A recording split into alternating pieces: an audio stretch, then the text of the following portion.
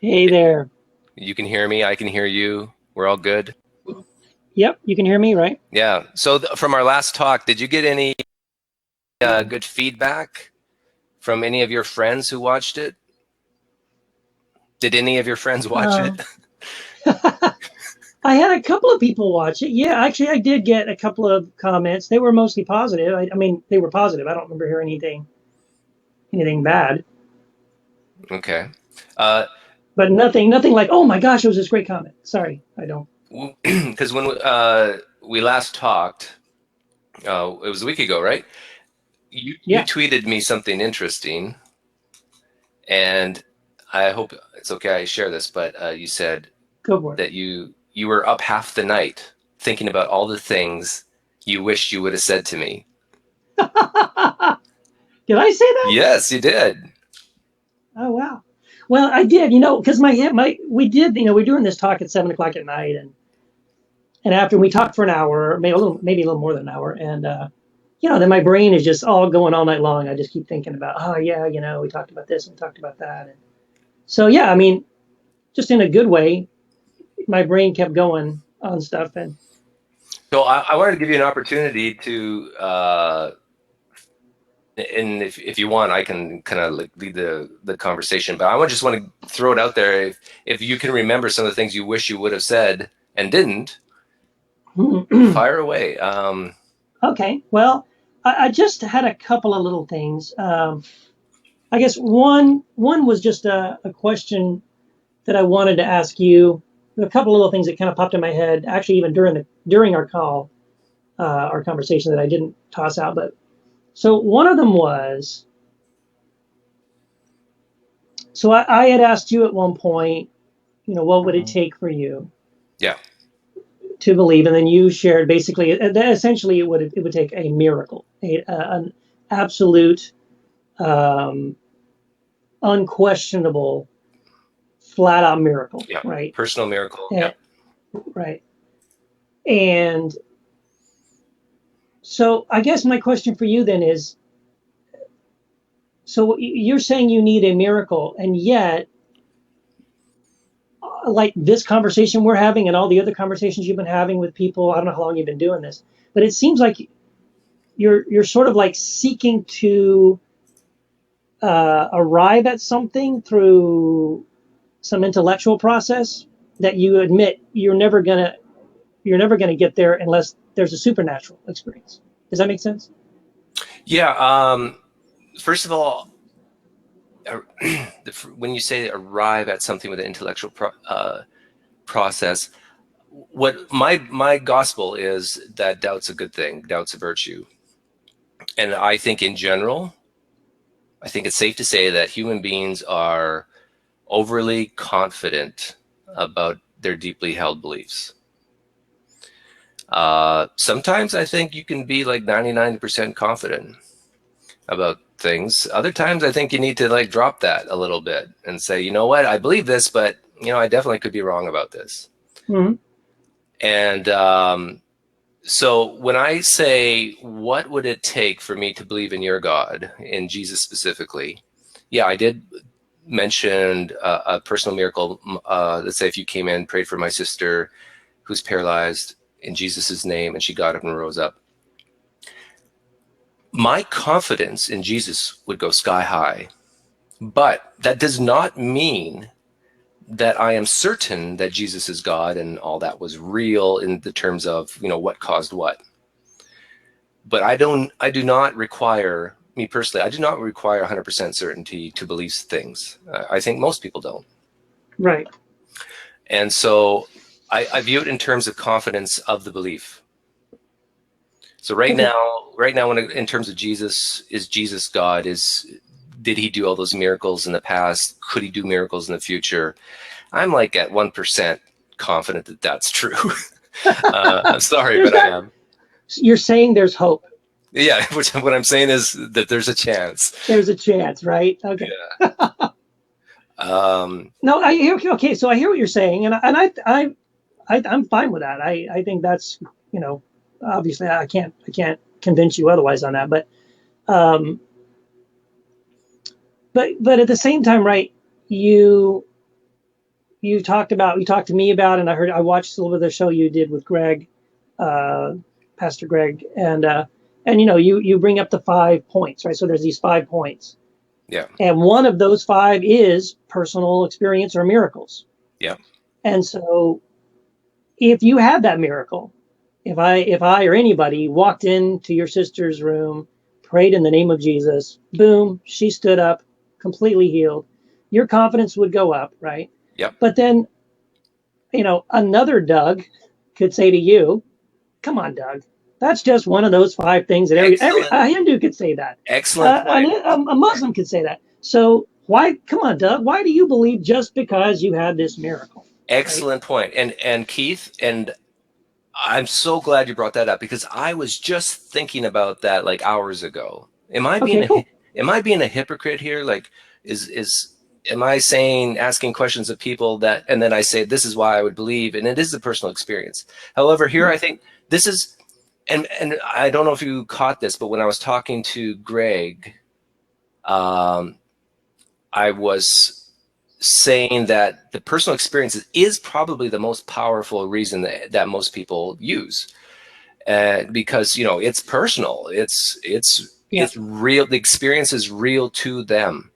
Yep. But here's the difference, and it's exactly what I just said, is that even if someone brought me someone who had no arm, a soldier from Iraq, and I knew this guy from high school, and you prayed for him in the name of Jesus, and his arm, poof, just magically reappeared. That would be awesome. Yeah, that would be awesome, wouldn't it? Now, even that, as amazing as that is, would not put me at the 100% level. And so Doug's gospel is that, yes, personal experience is powerful, it's real to that person, but don't be so certain about it. Like, at least allow yourself that a little bit of an intellectual doubt that you could be even wrong about that amputee even. But even like, I tell you, especially if that was repeatable, like if Christian churches around the world, and not mosques, not temples, just Christian churches, were bringing in amputees from all over the world, and in the name of Jesus, giving them their limbs back in the name of Jesus, I tell you, the world would be a different place. Yeah. I did a couple of shows on what I think is the problem with the Christian church. I'd love to hear it. What do you think it is? The problem, well, let me tell you what it isn't. The Christian church, the evangelical church in the United States is dying. Would you agree with that?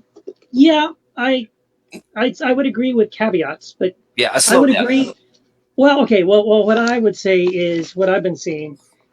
There's a rise of what evangelicals have noticed, and what they're calling the nuns and the duns. So there's a growing number of people who, there's been at least two large national surveys that have revealed that a growing number of people check the box under faith as either nun, and there's also an experience of where a lot of people within evangelical Christian churches are just walking away from the faith. They're not converting to other faiths. They're just walking away from church. So I would say, I think that's a good thing, and I think there's a reason why they're walking away from the large kind of traditional model of church. Personally, I think it's because it looks nothing like Jesus. Well, I have a different take on that. But I think there's a lot, but a lot of those people who are walking away from it, they're walking away from church, but they're not necessarily walking away from Jesus. I agree to you partly, but I think the reason why the church is dying in the United States, especially the evangelical, actually, I think it's more even so the mainline is dying, or the Catholic. But anyhow, is because the young people, the younger generation, simply don't believe it's true. I think. Okay, wait, can I say though? Can I say something though? I mean, you may be right. I mean, I don't think there's been as many surveys to ask that specific question. Yes, you're leaving, but why? But the one that I did see, and this has been about a year ago, there was an indication that that younger generation that the reason they gave for walking away was that they were sick and tired of going to church every Sunday and hearing about how homosexuals were evil and ruining the country. It was all about gay marriage. It was all about abortion. It was all about. So in other words, it was the political voice. And again, see, to me, that looks nothing like Jesus. And I think younger people are just saying, I'm tired of what the church has become. It's more about it's more about what we're against than what we're for. And that just nonstop negativity and us versus them, which gets back to my original thing, which is, should Christians be concerned about who's right and who's wrong? Yeah, I agree. Think the pursuit of being right about those issues is what's driving people away. They just, I mean, at the beginning of the year, I started a little meetup group called Jesus Without Religion or Politics. And the whole point of it was to say to people, hey, do you want to know who Jesus is? Are you interested in Jesus? Are you sick and tired of politics and doctrines and arguments about, who's right about all this and who's going to hell and who isn't and all that stuff? Let's just get together and meet and talk just about Jesus. And I got a great response from that. And we did a series of the sessions on that. And I think there is a hunger and a desire for younger people, not just even younger people, but maybe anybody, to say, yeah, could you just move all that crap out of the way? Could we just talk about Jesus? Because honestly, Christians aren't talking about Jesus, and they don't act like Jesus, and they don't look like Jesus. And that's sorry, let me just go off on a little bit here, since I'm on a roll. Because what I'm saying is, that whole thing in the beginning about orthodoxy and who's right, is it about being right? What I'm getting at is, I'm saying, I want Christians to, along with me, imagine a world where whenever someone said the word Christian, the first thing that popped into people's minds was, oh, those people that are so loving and compassionate. Oh, yeah, those people that take care of the poor. Oh, those people that really love gay people. Oh, yeah, those people, yeah. Oh, man, yeah. Those people that are so much like that guy, Jesus. Yeah, Jesus was awesome. Because that's the thing. When you talk to most people, and I've seen this done many times, where just man on the street interviews, you ask people, what do you think about the church? Nah. What do you think about Christianity? Nah. What do you think about Jesus? Oh, he was great. Oh, he was awesome. So people aren't anti-Jesus. They're just anti, it's sort of like, hey, Jesus, I like you, but I can't stand your wife. It's like the bride of Christ isn't very much like Jesus. And I would love to see Christians become people again and we haven't been for a very long time, that we would become known for being people. So in other words, it's not about orthodoxy, which is about your beliefs. It's more about orthopraxy, which is, what are you doing? How are you living your life? Are you... Okay, I have to stop you there.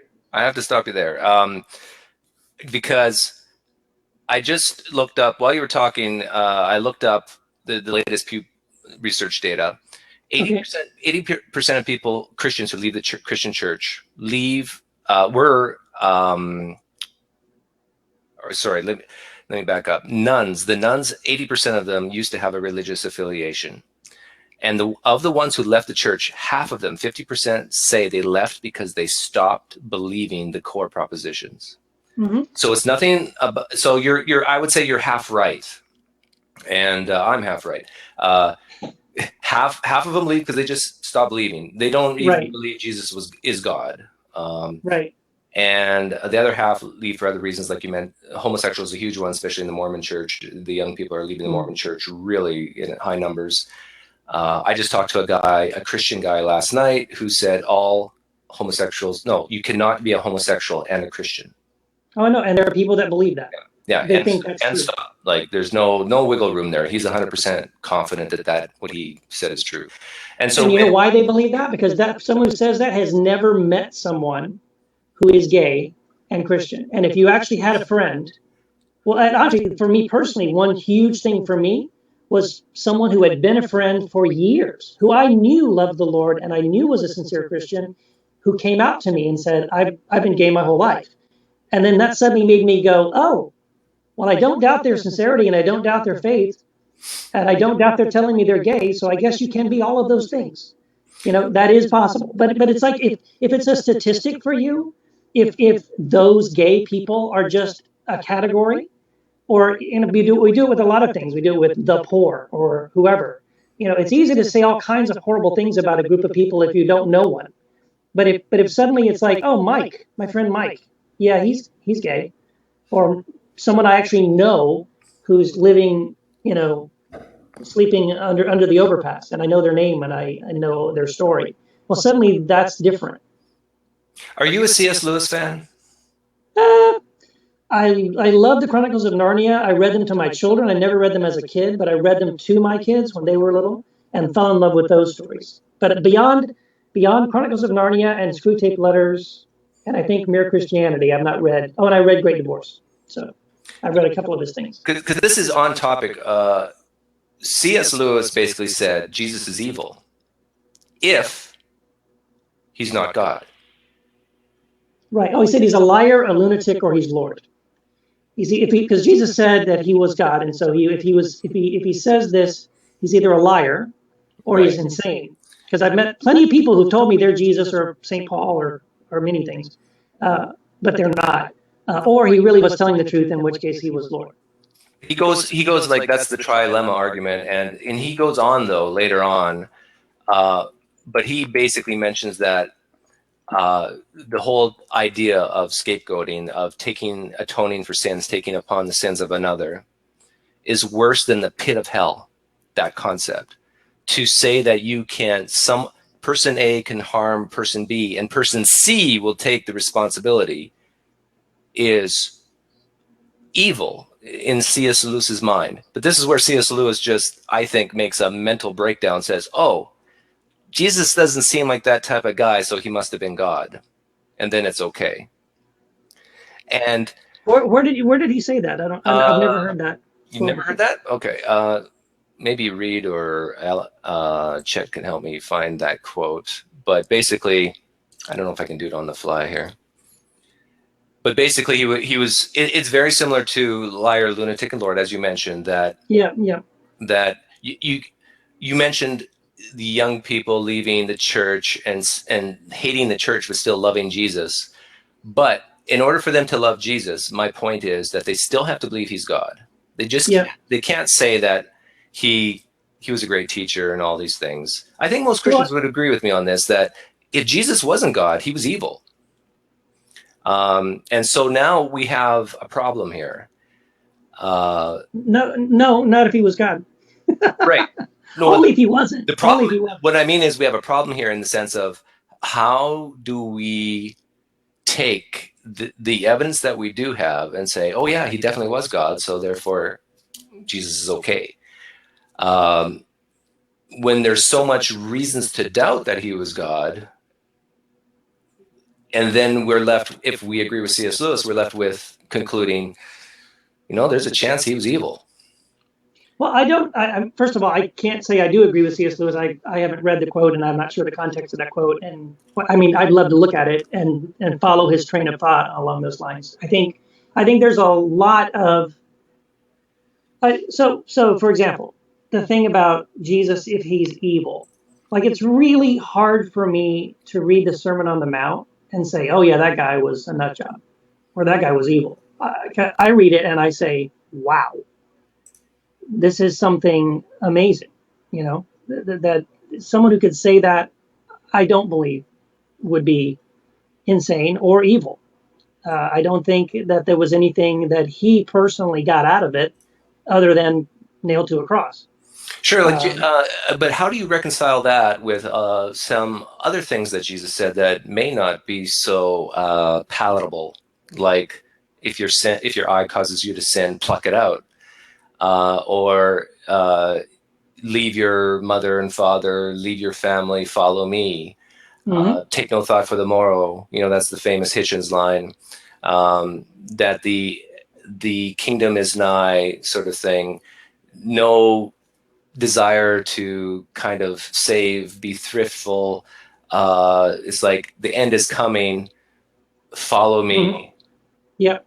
And stop. I don't have any problem with any of those things you just said. I think the part about pluck out your eye and cut off your hand, that's hyperbole, and Jesus uses that a lot. But it's hyperbole. And there's actually There's another thing that he does quite often. It's called limited negatives, and it's a kind of thing where he says, I'm trying to think of an example, but it's all over the place. Well, as in, I mean, one main example that comes up a lot is where Jesus says, "I came not to bring peace, but a sword." And what it and that phrase, and he uses that kind of a phrase quite a bit. Trying to think of another place where he uses limited negative. He'll say something like, I don't know if he says it, but I think John says it in the Gospel of John. He says, he talks about Jesus saying, born not of man or no the will of man, but of the Spirit. And so limited negatives, it's a form of hyperbole where basically what it's saying is not only this, but mainly that.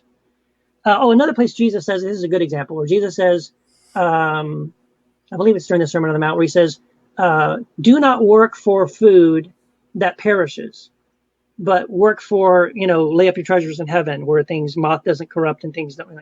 So, I mean, if you took Jesus literally, what he's saying is, don't have a job and don't buy food with it. Well, that's stupid and ridiculous. That's not, so the limited negative, what he's saying is, don't only work for food, because we're all going to do that. We have to eat.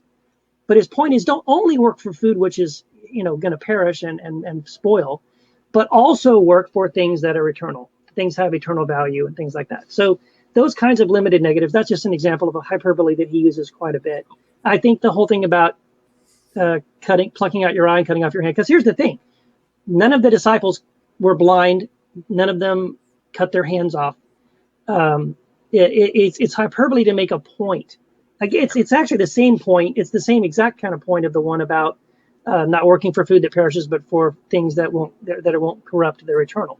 He's saying it's better for you to give up something now, something even really important to you, like your eye, your hand, if it means that you gain something that is of eternal value. That in the kingdom to come, you would have both hands, and he says actually it's better for you to enter the kingdom with missing an eye or missing a hand. The point is that you're in the kingdom. But you believe the kingdom's now. I do, and I believe that has always been. That's what he was intending. That the kingdom is your personal reality where Christ is your king and you're living, you're following it. So why would you, even in the hyperbole sense, pluck out your eye to save you from sinning for a future event if the kingdom of heaven is now? I don't. Who said it was a future event? I thought. In other words, to live in the kingdom, which is right now. Whatever it takes for you to live in the kingdom right now. If for you, I really have this problem with whatever. Let's say it's with lust, and that's the sin of my eyes. Living in the kingdom is so good and so better, so much better, and so important for you to live in the kingdom. Do whatever it takes to live in the kingdom, even if it was to the crazy point of having to pluck out your eye to do it. It's just a hyperbole saying to you, the kingdom is worth it. And you can live in the kingdom right now, but don't let anything hold you back from doing that. Even something physically that you had to let go of or give up. Okay, I found the C.S. Lewis quote, and I was listening to everything you were saying as well. As there's no. You're a multitasker. There's no off position on the genius switch, so I was doing both things at once. You're awesome. So I want everyone to really listen closely to a quote by C.S. Lewis. Can you tell me where it's from? Yeah, Mere Christianity. Okay. And a lot of Christians hold C.S. Lewis up as almost like their main guy. So here is C.S. Lewis speaking. Now, unless the speaker is God, this is really so preposterous as to be comic. But what should we make of a man, himself unrobbed, untrodden on, who announced that he forgave you for treading on other men's toes and stealing other men's money? Asinine fatuity is the kindest description we should give his conduct. C.S. Lewis is talking about Jesus here. Right. If he's not God, then for him to say those things. I'm not done the quote. Okay, go ahead. Yet this is what Jesus did. He told people that their sins were forgiven and never waited to consult all the other people whom their sins had undoubtedly injured. These words would imply what I can only regard as silliness, conceit, unrivaled by any other character in history.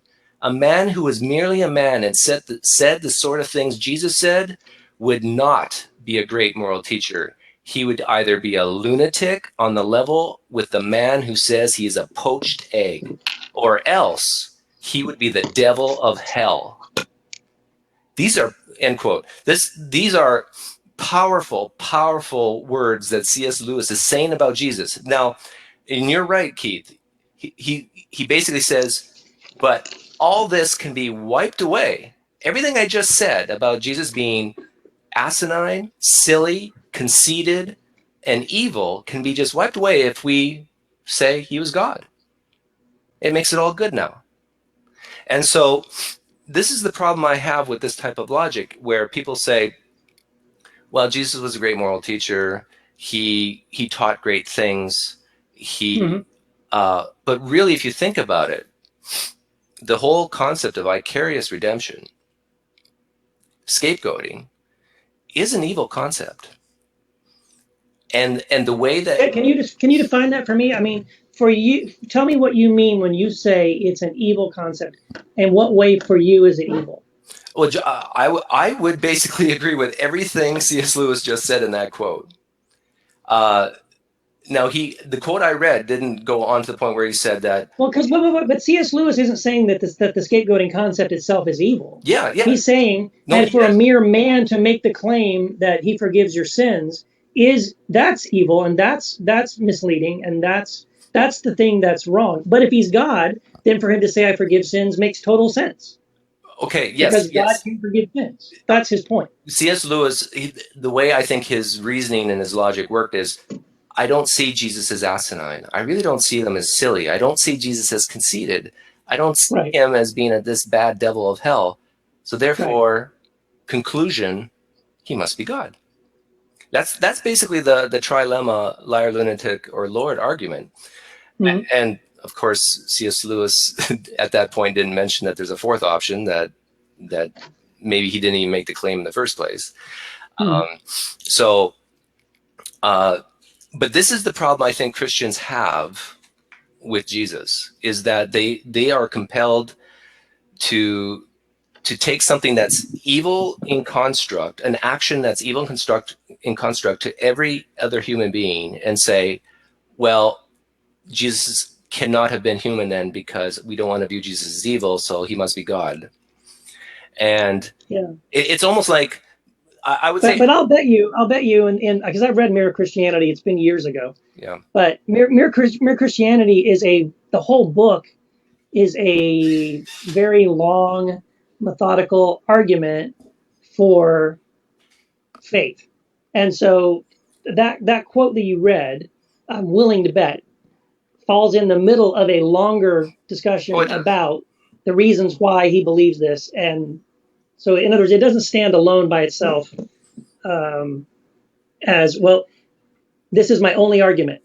If anyone else said it, it would be evil, therefore Jesus isn't evil, therefore he was God. I mean, that's not the beginning and the end of what C.S. Lewis is trying to say in that book. Yeah, I agree. C.S. Lewis said many, many other things about Jesus, and did address the legend type concept in other areas of the book. But the trilemma argument is basically that argument, though. Mm-hmm. But so I would love to kind of now talk about, okay, do we have reason to doubt that Jesus was God? And because you may be right, okay, if Jesus is God, then he isn't evil, and scapegoating makes sense, and for only God but no one else. And well, I don't want to get off on it. I don't want to chase a rabbit, but I think the whole scapegoating, that's why I was asking you about your definition of evil and all that stuff. And that may be something we can talk about some other time. But because I think, I'll just say, look this up, or I don't know, maybe I can share a link in here somewhere. There's an excellent debate. There's a guy named Brian Zahn, who I love. I think he's great. And he does a debate with another Christian apologist. And the title of the debate is Monster God. And it's basically taking this one side saying, it's asking the question, basically, who killed Jesus? Did Jesus die to protect us from his Father, who wanted to squash us? Or did we kill Jesus? And God, where do, in other words, his question is, where do we find God at the crucifixion? Is God in heaven pouring out his anger and wrath on his son that he really wishes he could pour out on us because he really hates us and he's really mad at us? But Jesus took the bullet. Or now Brian Zahn's position would be, and I think this is more where I lean, or at the crucifixion, do we find God in Christ absorbing and receiving our violence and our sin into himself and saying, Father, forgive them, they know not what they did? And Brian would say, and I would say, that's where we find God at the cross, not on the other side, which is more of the scapegoating idea where, or the idea that there's some transaction going on where God the Father demands payment, and the payment is blood, and he's not going to forgive us until he's satisfied first. And that satisfaction is someone's going to die, and I need some blood, and I need some torture. And if it's not Jesus, it's going to be you. And Jesus says, "Okay, I'll do it." I think that's mostly the version of the cross and the atonement that most Christians today, especially in America, that's the version we've heard. But the other view then is, it's called the Christus Victor view, is that God loves us, has always loved us, and in the cross was demonstrating to us that, do whatever you want to me. I'm not going to use my power to abuse you. In fact, I'll let go of my power. It's what actually it says in Philippians, that Jesus didn't think equality with God something to be grasped. He emptied himself. He became nothing. He humbled himself. Okay. He I became hear a what you're saying. servant. I really hear what you're saying, and this is very interesting because. And then he said, "I'll give you power to abuse me," and we did. And then he rose from the dead, and he said, "Peace," and we're all good. I hear. So, and those are two opposing views. And so when you sort of critique that view as if it's all of Christianity and every Christian accepts that, I don't, and not every Christian does. Here's my problem with your view, though. You could have done that, Keith. We don't need Jesus to do it.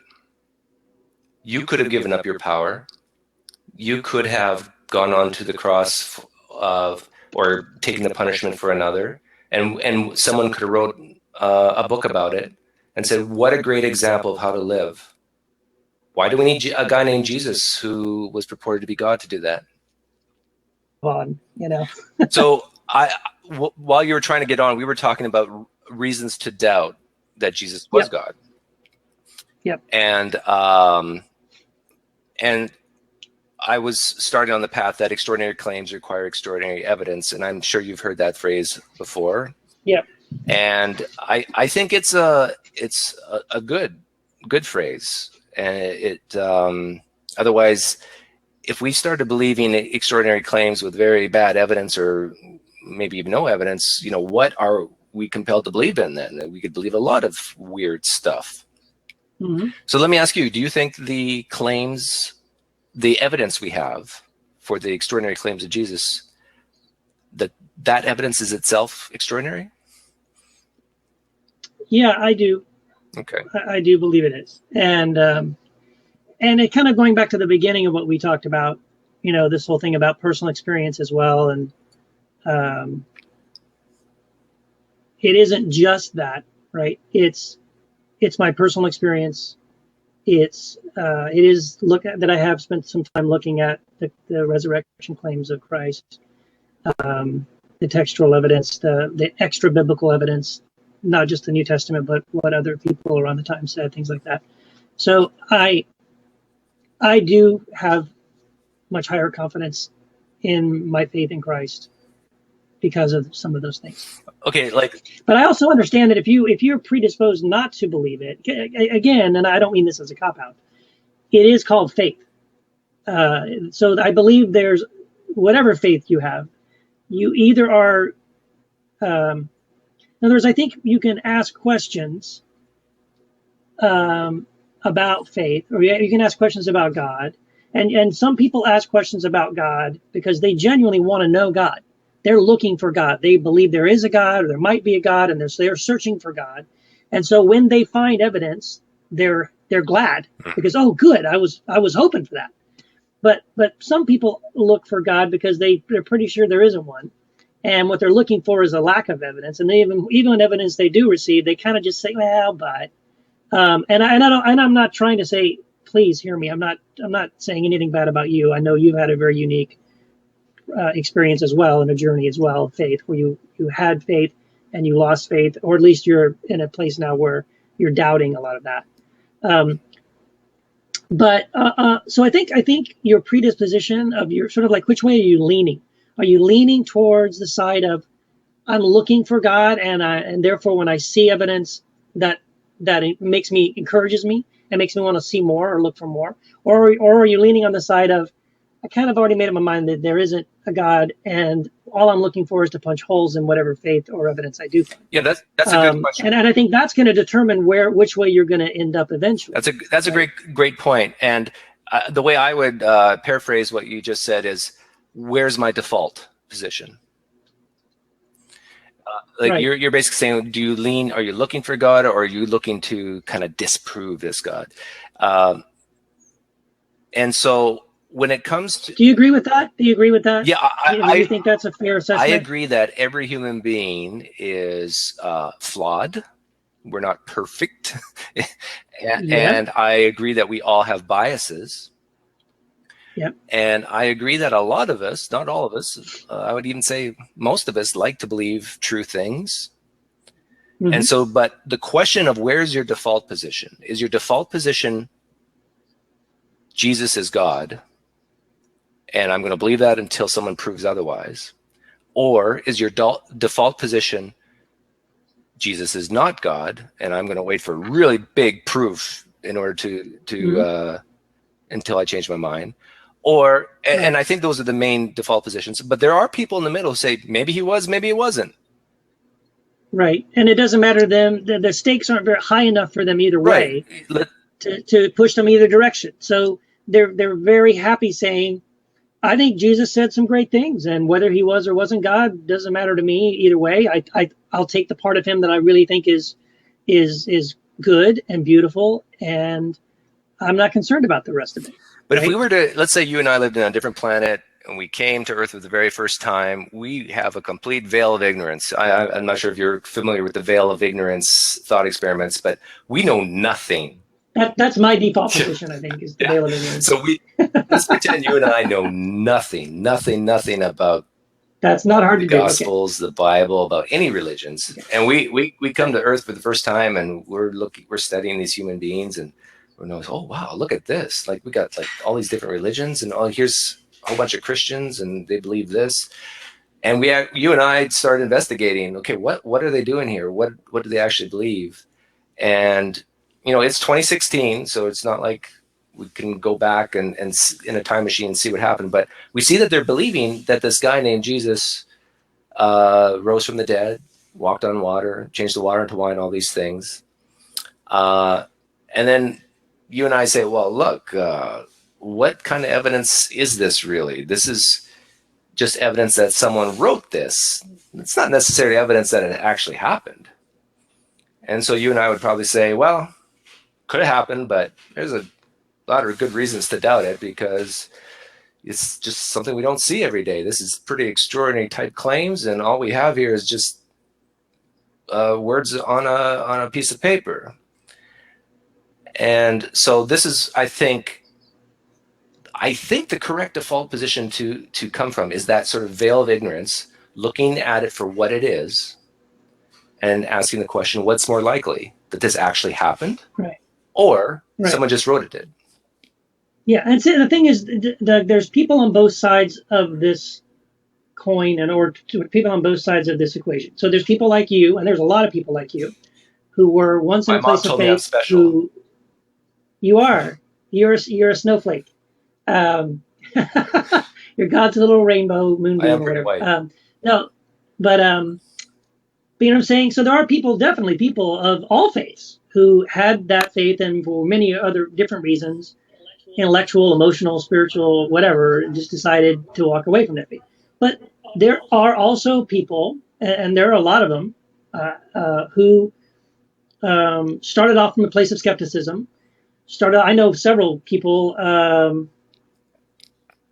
can't think of one of the guys' names. I've just left my brain like that. I'm getting old. But I think it's Simon Greenleaf was his name. Anyway, but there's other people like this where they were skeptics. They started off. I think Simon Greenleaf is an example of someone who started off looking to write a book to disprove the resurrection, and in going through the research, ended up not only writing a book, but writing a book in favor of the resurrection being true, and then himself became a Christian. And he's not the only one. I think there's at least two other people that did that as well.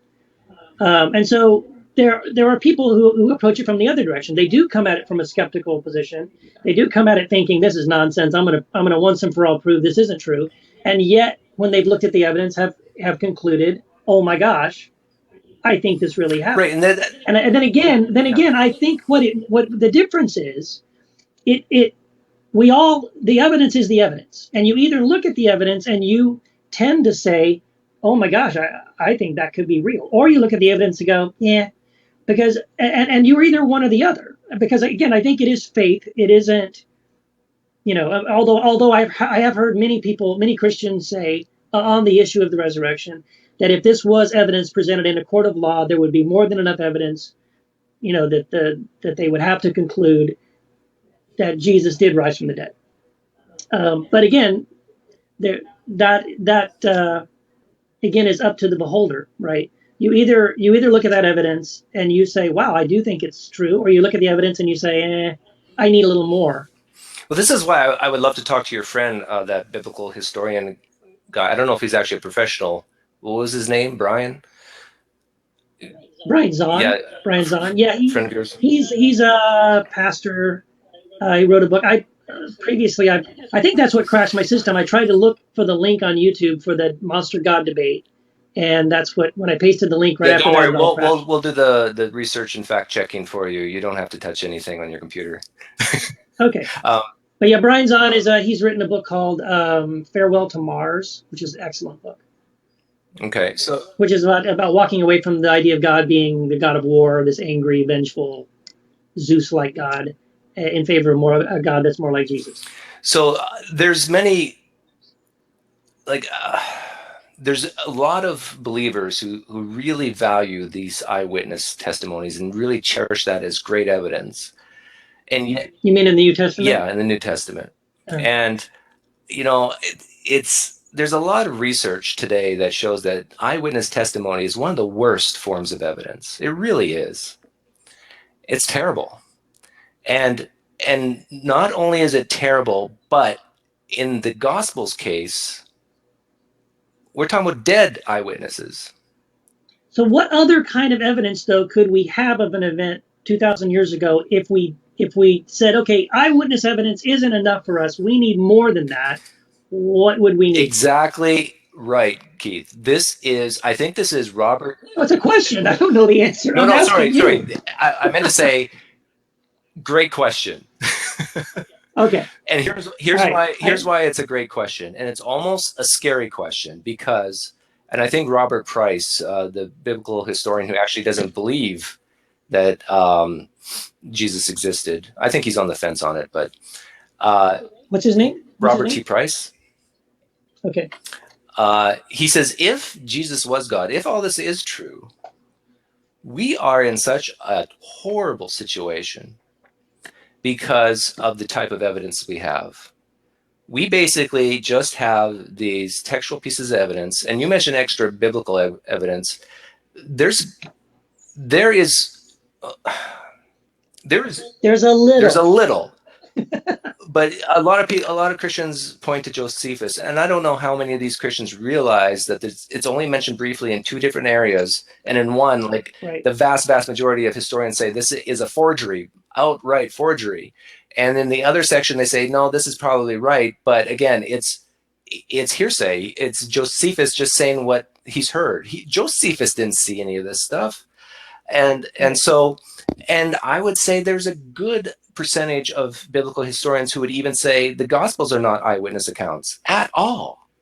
They would not say that they were written by people who even walked around Jesus. And so, and you can even just use your common sense. The birth story of Jesus. Did Luke witness?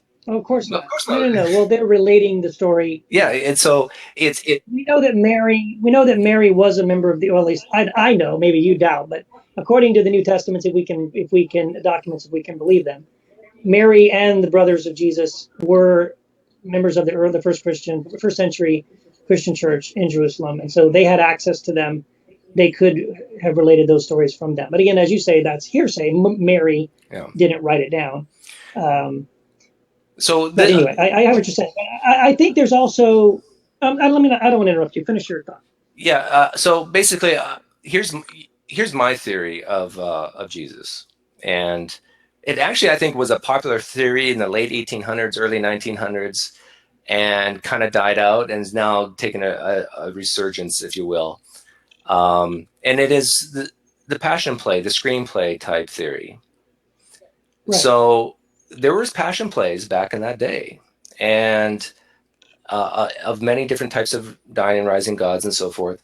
So people with knowledge of three things: if you had knowledge of the Old Testament scriptures, if you had knowledge about Greek mythology, and if you had knowledge about fictional Greek novels of the time, you could have written the Gospels. You didn't have to be there. You didn't have to see anything. You could have, based on those three pieces of information, pieced together and wrote a screenplay. Yeah. So let me ask you then. This is, and I've heard that I have heard this theory before. I guess what I'm I just genuinely don't get about that theory is so we do have early church the writings of the early church fathers. We do have the Didache, which is some scholars date to even before the writing of the Gospel of Mark, which does mention Jesus. It does mention him as not a theory, not a fiction, not a he was a real person. People were following him. They were putting his words into practice. That the early church is something that had existed pretty much immediately after the crucifixion and the resurrection of Christ. That, in other words, if the theory is, well, no, someone made up these stories much later, or they just made them up and then people later on When I say mistakenly screenplay, I don't took say them make as up. When I reality. say screenplay, that doesn't necessarily mean made up completely. Then they dramatized the Yeah, story. yeah, Is that what you mean? So there was someone named Jesus. He really did live, but they embellished and yeah. sort of created this legend around him. And again, the reason why I don't accept that theory um, is that because of mostly what I just said, that we do have the Didache, we do have writings of the early church fathers, we do have even the book of Acts, and we have the record of what, and even the writings of Paul, which, as we mentioned in the last conversation, Bart Ehrman even doesn't doubt Paul really did live, and Paul did know the mother of Jesus and the brothers of Jesus, and wrote about them. He'd met them, and so at least half of the letters of Paul, most scholars, even skeptics, accept as being historical, factual documents. So for me, it's very hard to believe that something that was mostly legendary became something that, especially knowing that the early church was born under intense persecution. People like Nero, who came up, took power as Caesar soon after that, were so, persecuting Christians to this degree. What's in it for them? Why does it flourish? Why does it continue? If it is a legend, why do people invest so much of their life really into something that isn't true, that is a legend? Well, Because an example, I don't if you think can answer that people question for don't. other religions, you have your answer for Christianity. Oh well, let me just say, I think the reason why there's an Islam is because there was a Muhammad. He really existed. No one made up Muhammad. No one made up stories about a guy that didn't exist. He was. That's why we have Islam. There was a guy named Buddha. There was a Buddha. He did exist. No one invented him. That's why we have Buddhism. Mm-hmm. I think Hinduism is slightly different because I don't think. Oh, I think most Hindus believe those gods are real, but I don't think there's a historicity to Hinduism where they're saying, "Oh no, Ganesh, and at this date, at this time, in this city, went over here and bought a sandwich." That's a little different, I believe. But I think when you look at and Judaism as well, there was a guy named Moses. There was, those people did exist, and those things happened. Okay, let's try to take these one at a time. Sure. I hear what you're saying that you don't you don't agree with the screenplay because, why did it take off like it did and so forth. Yeah. We got to keep in mind, a lot of these people were dead. A lot of the writings, I think, were from people. If Jesus did exist as described in the Gospels, and even that's fuzzy because if Jesus wasn't God, then he didn't exist as described in the Gospels. But Right. A lot of the people who probably wrote the Gospels, there was nobody alive who could say, no, that didn't happen, if it actually did happen. The average life expectancy was probably in the early 40s back then. And so if someone was in their 20s when Jesus died on the cross, they would have had to have been 60 years old to say, no, that didn't happen. I was there. And odds are they wouldn't have lived that long. But anyhow, so when it comes to the history of other religions, like you said, Muhammad actually lived. And I agree with you. There's way better historical evidence for that Muhammad was a real person than Jesus was. Because he came like 1,000 years later. Right, exactly. It's closer to the current. Closer to current events. Yeah. So just because Muhammad existed, does that mean he flew to the heavens on a winged beast? No. Okay. Not in itself necessarily. But it says in the Quran that he did. Why don't you believe that? Because I don't follow Islam. So is the only reason why you believe that Jesus is God because you follow Christianity? No, that isn't the only reason. And I gave you the reason. Okay. Because again, yes, I was born into this faith, but I did go through a phase where I did critique it, where I went through and I questioned my faith. I looked at those things. I did look at the apologetic evidence for the resurrection of Christ, the deity of Christ, whether the New Testament documents were reliable. I've said I've had personal experiences and miracles and things in my life that have. Okay, but let's take. So let's go back to your Islam argument. Yeah. So let's. Your answer to my question, okay, you believe Muhammad existed in history, and then I asked you, well, do you believe he flew to the heavens on a winged beast? You said no, and I said, why not? It was written in a book. And you said, well, because you're not a Muslim. Mm-hmm. Now, but if you are a searcher of truth, and you're not biased, you're not predisposed to lean one way or the other, let's just look at the evidence for what it is. Sure. Maybe he did fly to the heavens. Maybe he did. Honestly, let's just say he did. And if he did, I mean, I again, like you, I know where you're going, man. I could say, yeah, maybe he did. I doubt that he did. That seems really unusual. I think that's a crazy thing. But hey, maybe he did. Okay. But if he did, I mean, even the Quran talks about Jesus, and the Quran affirms that it doesn't say he's God, but it says he breathed life into something. It says that he's alive right now. It says he's going to return and judge the world. It actually says a lot of things that a lot of Christians affirm. So about Jesus, it doesn't say any of those things about Muhammad, and that's the other thing. It doesn't make any of those claims that Muhammad was anything more than a prophet of God. So I'm hearing you say that you believe Muhammad was a real historical figure, but you don't believe that he flew to the heavens on a winged beast because it's unusual and sounds crazy. I'm saying I don't know if he did or not. I doubt that he did because it does seem unusual. But I'm saying if he did, if you could show me evidence, I don't know how you do that. Maybe there was a video camera we're not aware about or something. But oh my gosh, he really did that. Well, there is evidence. It's written in the Quran.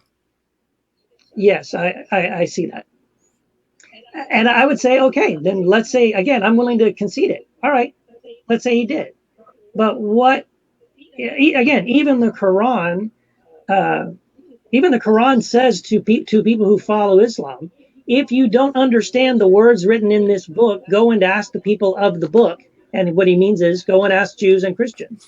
So there's really there's what okay. So let's say God, because I believe there is one, for whatever reason, decided to, you know what, I'm going to do this amazing miracle, and I'm going to let Muhammad fly up into heaven.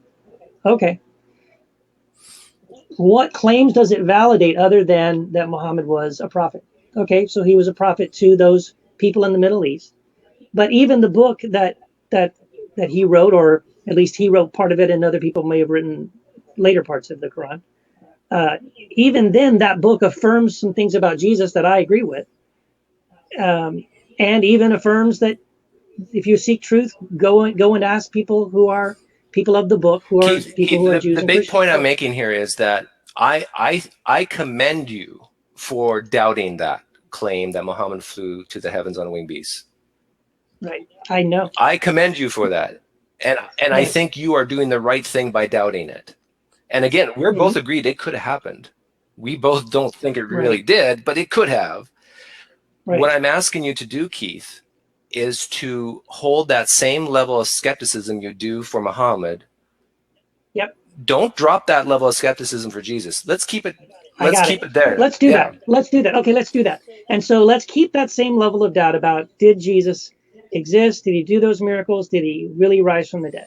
And then I look at the evidence, and I say, I believe there is really good reason to believe that Jesus was who he says he was. I think the quality and the clarity and the uniqueness of what he taught, I think for me that means something.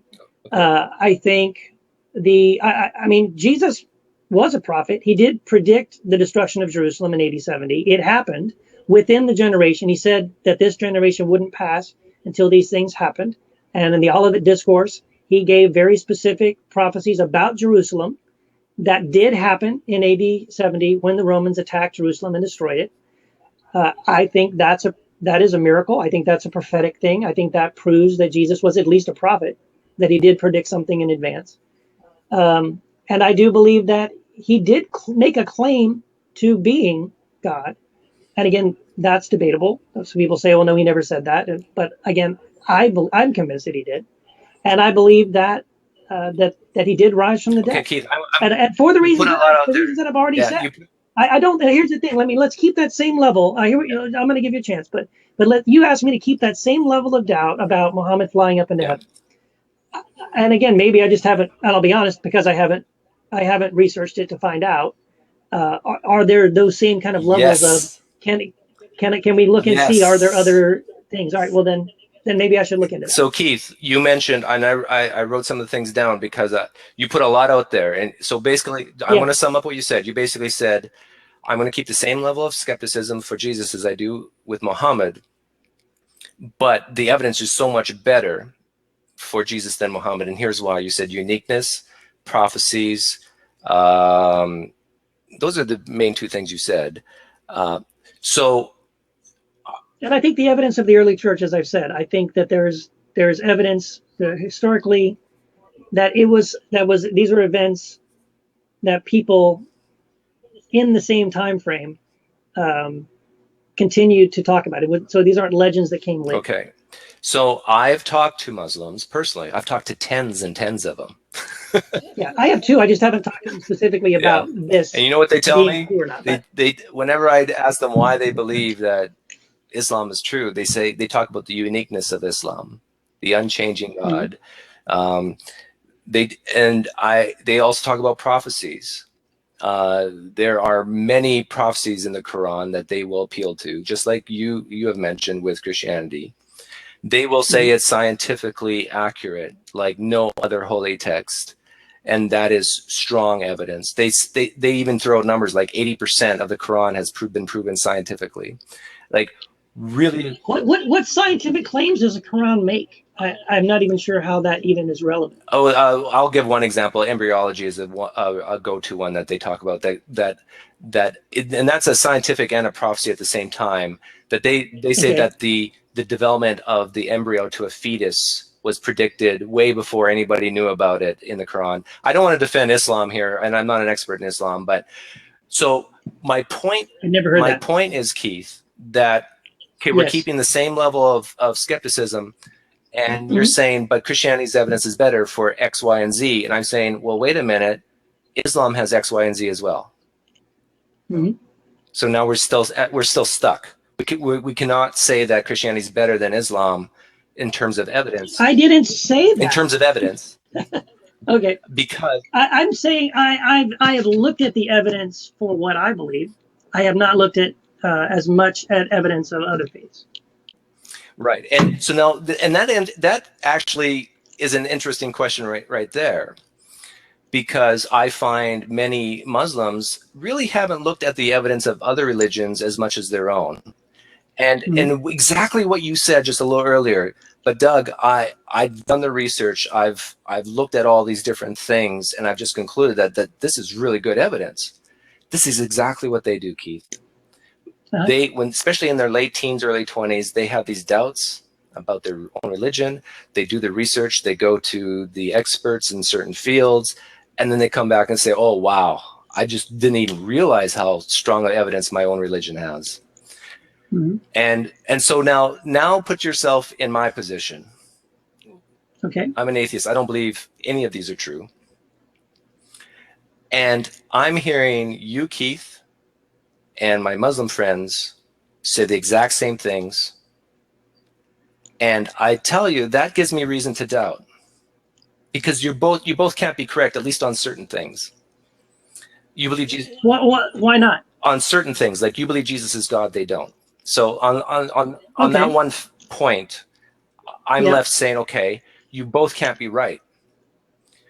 One of you is wrong, or both of you are wrong.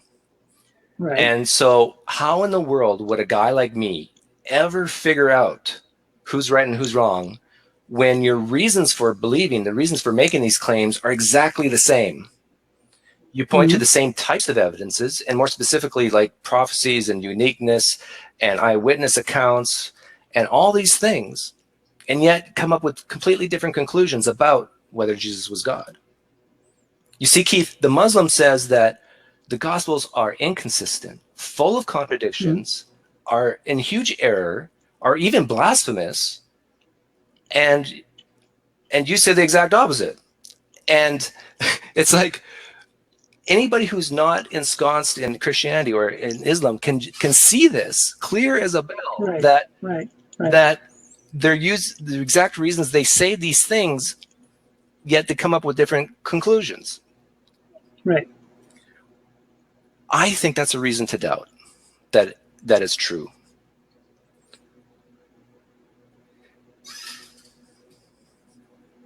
Okay.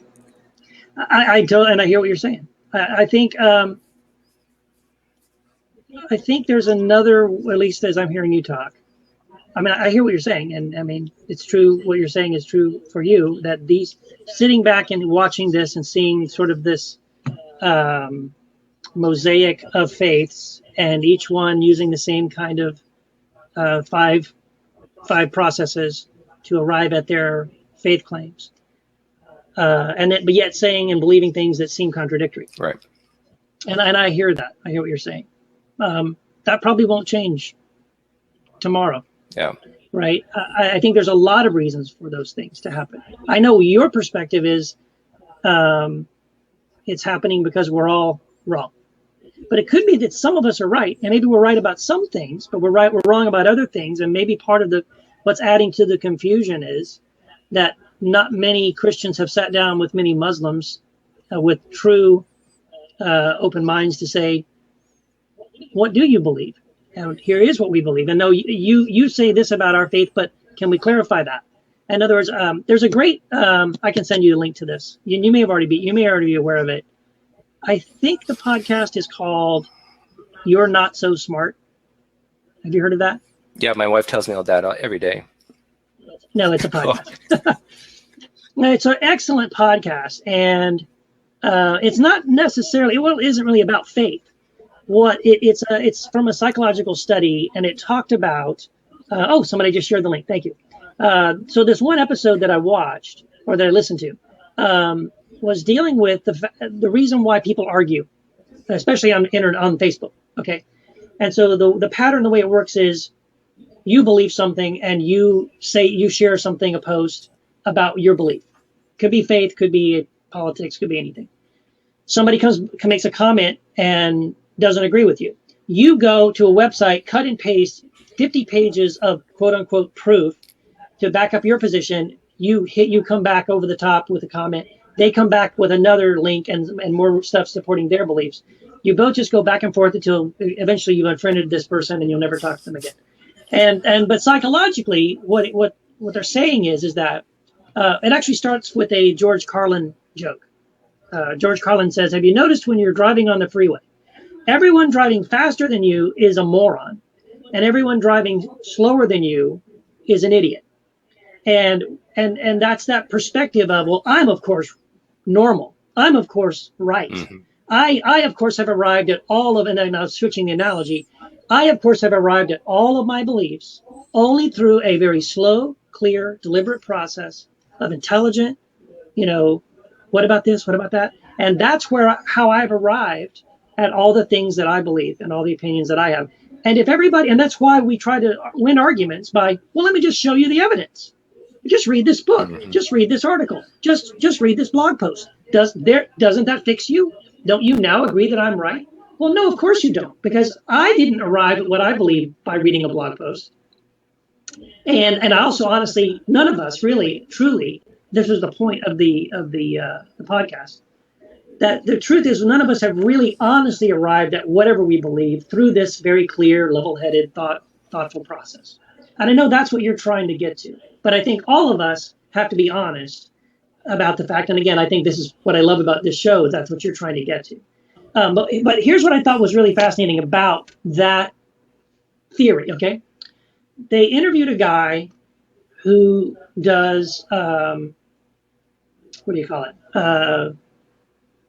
I guess sort of like, he's an ambassador or something like peace study kind of thing, but in the Middle East, right?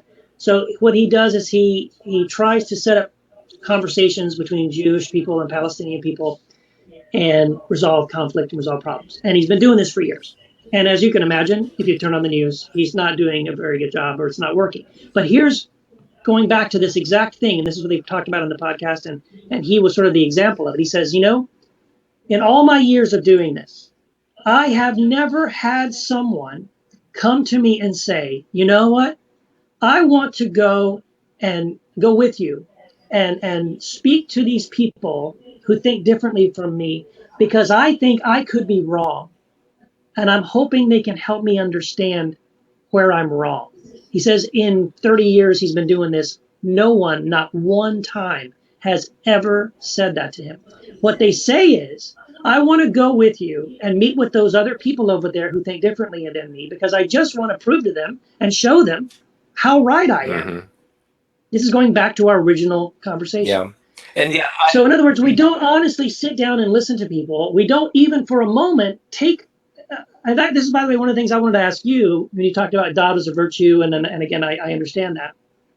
But even doubting your doubts. Do you doubt your doubts? Yes, and that sounds like just a flippant sort of phrase, but maybe there is a way to be certain. 100% certain about something that I'm not aware of. Or maybe that even hasn't come about yet. I don't know. So that phrase, doubting your doubts, could be a valid one. And so I hear that. But my goal here, Keith, is not to change people directly, as far as don't be a Muslim, don't be a Christian, don't be a Hindu, don't be a Buddhist. But I think people tend to interact with their fellow man a little bit better when they're not so cocky that they're right. That's what I was talking about. Yeah. But I'm not talking about even theology or the little things. And this is where I was really interested in your video. But I'm taking that to the next level, and I'm saying, Keith, maybe you shouldn't be so confident that Jesus is God. Just like the Muslims shouldn't be so confident that Muhammad never lied. Like I don't give my real name out here because I've been on record as saying Muhammad was probably a liar. And so that offends a lot of people. And I'm Yeah. on record here tonight saying that if Jesus did say the things he said, that he is evil. And So why do you think he's evil if he said those things? I'm seriously curious why you if you were standing there and you heard Jesus say those things, what would make you think to yourself, this guy's evil? Because it's scapegoating, taking the responsibility from another. I think is scapegoating. So if you and I were in a line and someone said, randomly they just picked you and they're going to kill you, and I jumped up and said, you know what? No, don't kill Doug. I'll die in place of him. Spare Doug. That would be evil to you. I don't understand why you think that's evil. When you're injuring someone else. So let's say I don't want to use us because it's too personal, but let's say, well, okay, I'll use you. Use me. Go for it. So let's say you kill someone else's child. Okay, and you're put on trial and you're found guilty, and I jump in and say, I will take Keith's sentence. I will die in Keith's place. And the judge says, okay, done. That's evil. And here's why. Because the parents of that child were not even consulted. They should have a say on whether or not I should die or you should die. Can you imagine the pain and the anguish that those parents of that dead child will go through? Say, what? Keith just gets to walk free? Doug is going to take that punishment instead of Keith? That's horrible. That's the message of the gospel. It's horrible. It's a message that is called the gospel. I wouldn't call, like, if you ask me, Keith, what's the gospel, and we did this last time, my description of the gospel is different from that. Yeah, it's slightly different, but you still believe that Jesus, at least as an example, gave up that power, gave up that selfishness, and became humble to the cross. Like that's the version you I think hold to, I think, right? It's the Christus Victor idea in the sense that he died not to jump in the way of his father who was getting ready to smack us, and he took the blow, he took the bullet. It's more in the sense of, because he was God, and God himself came and allowed us to kill him. And because we committed the worst possible crime, which was deicide, we killed God. He has forgiven us of that. And he says, I forgive you of all of those things. So it's slightly different. Okay.